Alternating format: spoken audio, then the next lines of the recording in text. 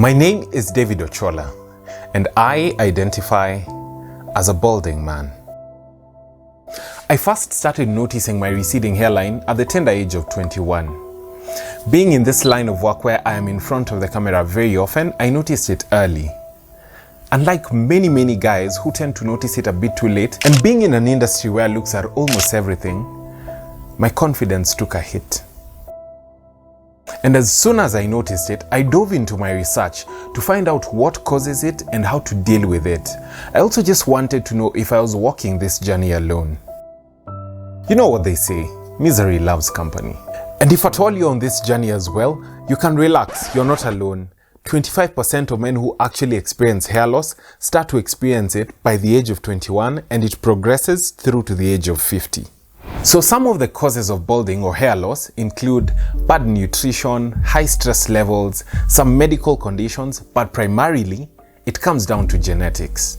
So for context, this is me at 27. This is my dad at around the same age. I'm sure what you're thinking, how is that even possible?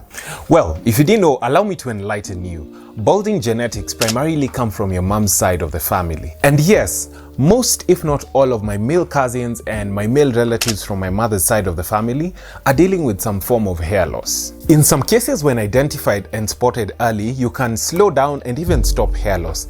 I'll share with you some tips and tricks on how to do that later on in the video, but here are some quick tips and tricks that you can use to identify male pattern baldness early. First of all, look at your pictures from the past and observe your hairline. This way you can tell whether your hairline is receding from the front, which is called frontal baldness, and if at all your hair is thinning from the middle or from the back of your head, you can have someone check on it early enough so that you know whether it's happening or whether it's not. Needless to say, if male relatives from your mother's side are experiencing some form of hair loss, it is inevitable that you actually will get to experience that, whether now or later on in life. As the Swahili say, ukiona cha mwenzio kimenyolewa, chako kitie maji. Quite literally.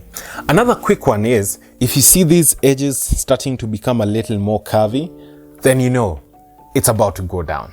From here, it goes downhill and it progressively gets worse, and sooner than later you'll find yourself dancing to or singing the bald man anthem. But the question remains, is all hope lost for the guys whose hairlines are already receding? Well, the good news is, not necessarily. If at all you're in the primary stages of losing your hair, you can slow it down and stop it by first, not getting your hair cut too often, and second, not allowing your barber to line your edges a bit too high into your head. These two tips will at least allow you to slow it down.